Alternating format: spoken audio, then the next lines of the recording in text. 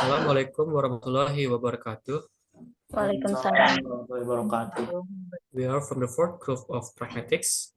In this video, we're gonna show you our discussion result in a presentation titled politeness.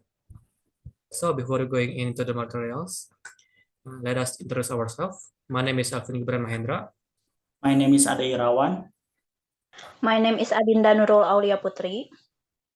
And my name is Banan Azahra. So there are these topics we're gonna talk about in this discussion. First, politeness. Second is face bonds. And the third topic is negative and positive faces. The next topics we're gonna be shown by Ade Irawan. Okay, the first is politeness. It is possible to treat politeness as a fixed concept as if the idea of polite social behavior or etiquette within a culture. Politeness comprises linguistic and non-linguistic behavior through which people indicate that they take others' feeling of how they should be treated into account. Politeness comes into operation through evaluative moments that interactants or other participants assessment of interactional behavior, and it is a key interpersonal interaction phenomenon due to the fact that it helps people to build up and maintain interpersonal relationship. There is a more narrowly specified type of politeness at work. In order to describe it, we need the concept of face. Face means the public self-image of a person. It refers to that emotional and social sense of self that everyone has and expects everyone else to recognize.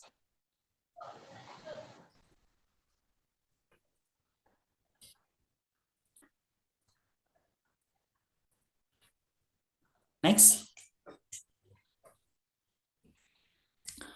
Politeness in an interaction can be defined as the means employed to show awareness of another person's face.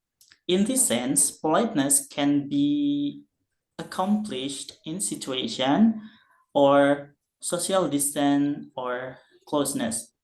For example, the first sentence is, "Excuse me, Mr. Buckingham, but can I talk to you for a minute?"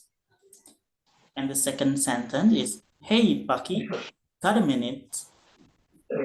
This sentence showing awareness for another person's face when that other seems socially distant is often described in terms of respect or differences.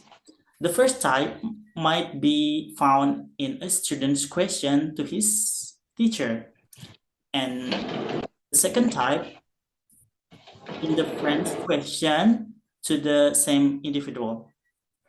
For the next explanation will be explained by Adinda Nurul.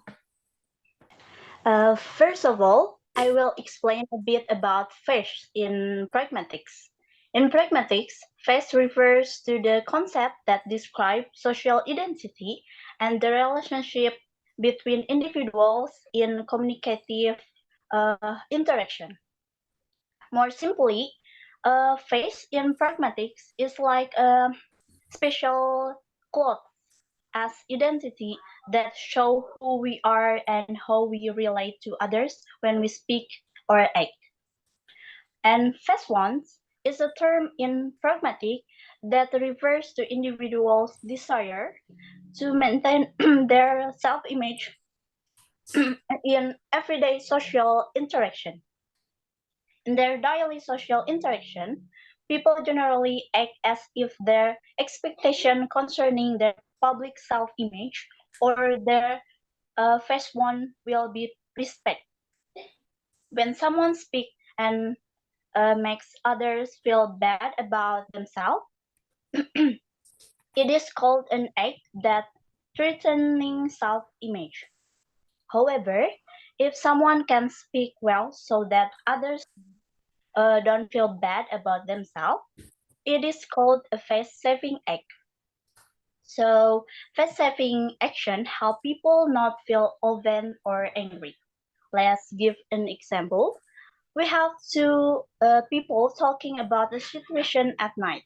There's a young neighbor playing loud music, and there's an older couple trying to sleep. The man, I'm going to tell him to stop that awful noise right now. The woman, perhaps you could just ask him if he is going to stop soon because it's getting a bit late and people need to get to sleep. In this conversation, the man wants to directly tell a young neighbor to stop being noisy, which is considered a threatening act to self-image. This could make the young neighbor feel offended or angry. However, the woman has a better idea. She suggests asking a young neighbor if he will stop being noisy because it's late and people need to sleep. This is a face-saving act because it doesn't directly threaten or make a young neighbor feel angry. Instead, it tries to solve the problem in a more polite and respectful way. Okay, the next material will be presented by Banan.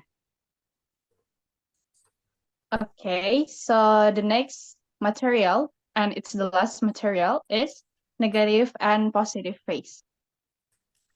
To understand negative and positive phase, think of phase as someone's public image or dignity. When we try to help someone save face, we can focus on two things. There needs to be independent or negative phase, and there need to be accepted or like or positive phase. A person's negative phase is the need to be independent, to have freedom of action, and not to be imposed on others. Negative phase is about wanting to do your own thing without others getting in your way. So, when we consider someone's negative phase, we might show politeness by being respectful of their space or time, apologizing for bothering them, or showing deference to their preferences. And the word negative here doesn't mean bad. It's just the opposite pole from positive. For example, if you're asking a friend for a favor, you might say, I hope I'm not interrupting, but do you have a moment to talk? That's the example of negative phase. The next is positive phase. A person's positive phase is the need to be accepted, even liked by others, to be treated as a member of the same group, and to know that his or her wants are shared by others. Positive phase is about wanting to feel connected and accepted by others. When we think about someone's positive phase, we might show politeness by emphasizing our similarities, showing empathy, or highlighting our shared goals or interests. For example, if you're working on a group project, you might say, I really appreciate your input on this. It seems like we both want to make this project a success. That's the example of positive phase. So in simple terms, negative phase is the need to be independent. It's about respecting someone's independence. And positive phase is the need to be connected. It's about making them feel valued and connected. That's the explanation about negative and positive phase. This is the end of our It- presentation. If you have a question, please leave it on the comment below. And thank you for watching. Wassalamualaikum warahmatullahi wabarakatuh. Waalaikumsalam warahmatullahi wabarakatuh.